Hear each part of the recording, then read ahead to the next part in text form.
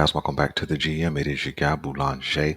And up next, we're going to be talking about day 11 of Baltimore Ravens training camp. Do me a quick favor, hit like, subscribe, hit the notification bell so that you get updates when we upload new content. Let's go. So, first and foremost, man, it was a good day for the Baltimore Ravens offense. And the offense bounced back from Saturday's lackluster performance. Although Saturday's performance was 9 interceptions and it was set up favorably for the defense, the bottom line is 9 interceptions was unacceptable. The Baltimore Ravens had a day off on Sunday, got back into the lab on Monday, and the offense was crisp. Lamar Jackson was sharp, and there was absolutely no turnovers. Lamar Jackson was pinpoint accurate, hitting Aguilar, Zay Flowers, Odell Beckham for some big time plays against this solid defense. And so, man, it's really good to see that um, the Baltimore Ravens had a day of reprieve, a day to collect themselves, a day to focus and concentrate, and got back at it, man, and really showed that they had more work to do. And so, really glad to hear that the offense got back on track. A couple of guys, man, who had really good performances in yesterday's practice was Zay Flowers. Man, his name is going to be called a whole lot this year. Zay Flowers, man, from everything I read, man, even the article that I read about him yesterday, he's uncoverable. His quickness is so elite that one man won't be able to cover him when an entire offense is in full operation. Um, he kind of left Jalen Armour Davis, who also has played well in offseason workouts. He left him standing still with one quick move for a completion. He also had a big time catch in the end zone for a touchdown. And so, man, as long as he's healthy, man, Zay Flowers is going to be a force to reckon with this year in Baltimore Ravens 2023 season. Um, who else performed well? The backs performed really well. Justice Hill caught some big plays down the field, caught a big touchdown on a wheel route with Patrick Queen in coverage. Um, Keaton Mitchell got into the act yesterday with a long touchdown pass from Tyler Huntley, also on a wheel route. So you kind of see the running backs rounding into form. You're kind of seeing what their role is going to be, not just to run the ball in this offense, but to catch balls in this offense.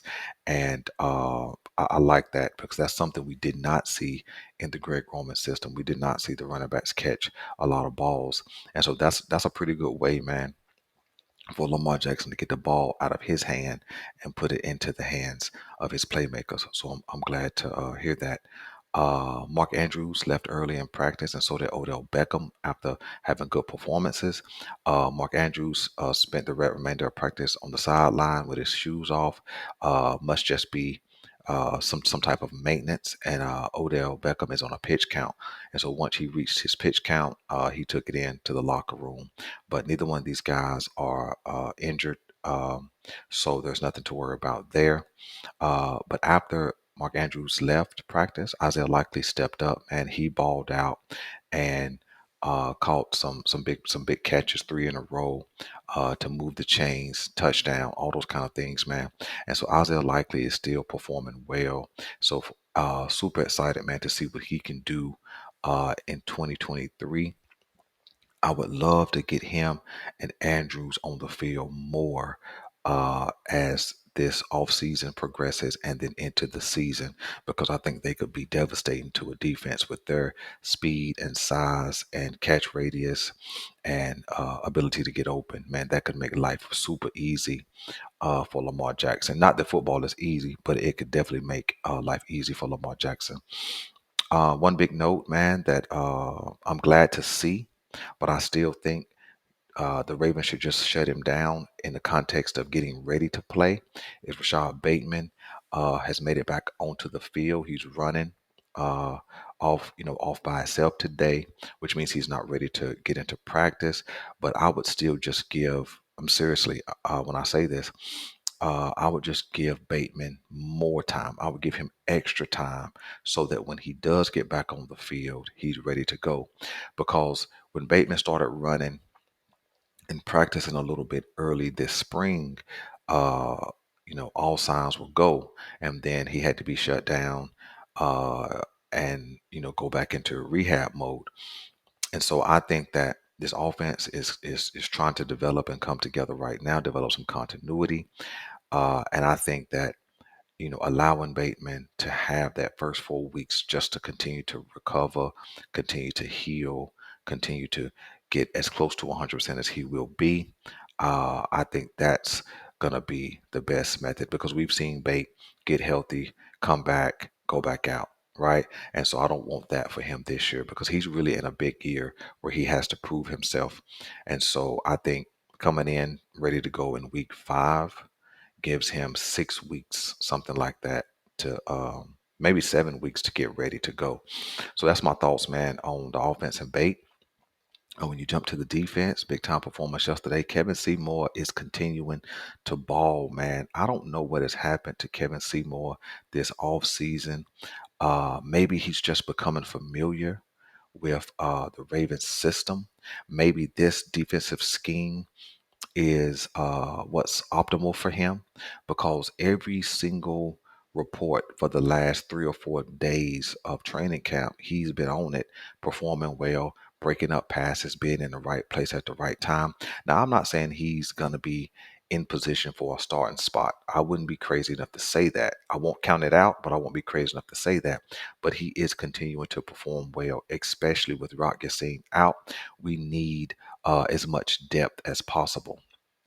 And so I'm glad to see that Kayvon Seymour is still balling. Daryl Worley got beat on a play or two today, but he's still in the mix. Glad to see his name still being printed. That lets me know that he's still getting some runs, still getting some experience. And again, he's going to provide a depth piece that we're going to desperately need for sure.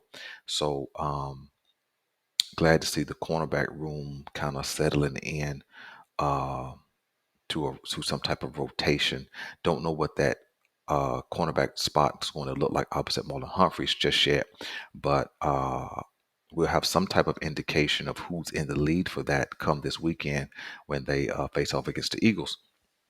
And last but not least, um, Odafe Owe is still putting up good performances in practice.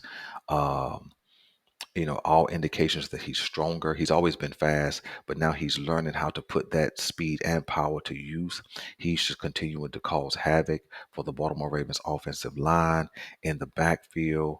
Um, and if you could tally the potential sacks he would probably have 8 to 10 sacks already in training camp.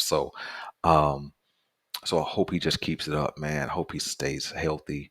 Um, and if this is any indication of what he's going to look like in the regular season, um, super excited for what we're going to see from Odafe. And then David Ajabo back on the field. No big news from him, but he is back practicing, and so that's a good sign to see. So that's my take, man. Not really a take, but that's kind of the update on Ravens camp practice.